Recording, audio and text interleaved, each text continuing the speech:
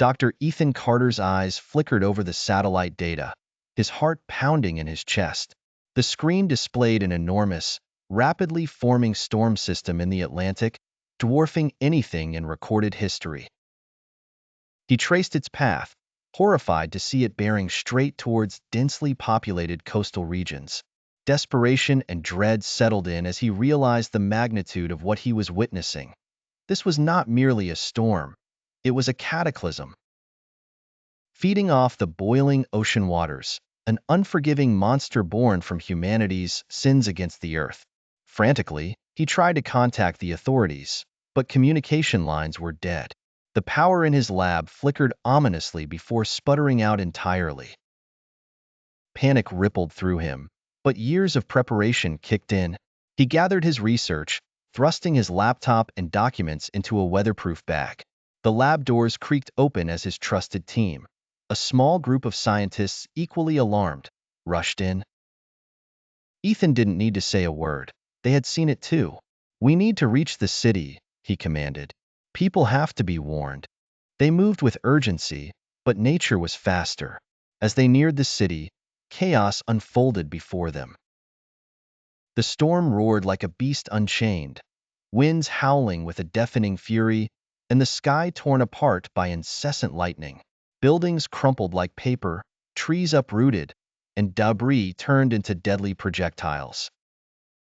Ethan and his team struggled to forge a path through the destruction, using all their training to navigate the treacherous streets.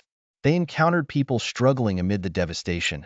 Men, women, children, their faces masks of terror and confusion. They looked to Ethan for salvation, the weight of their hope bearing down on him.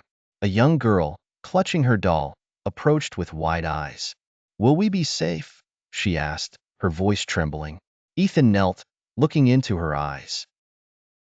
"We'll do everything we can," he promised, though he knew safety was a luxury few would find tonight.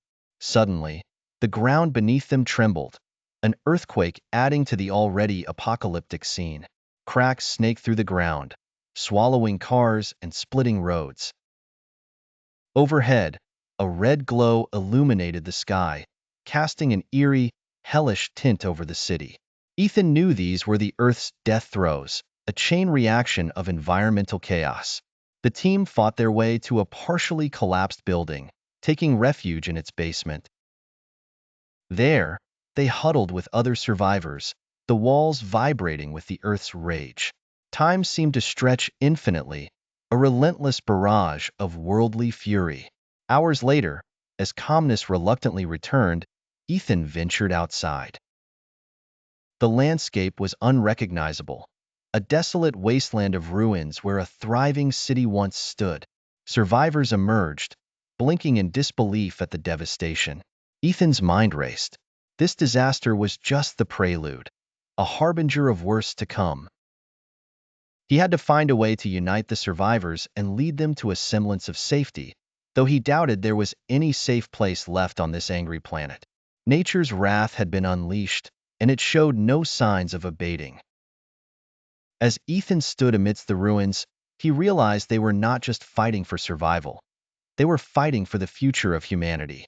The battle had only just begun.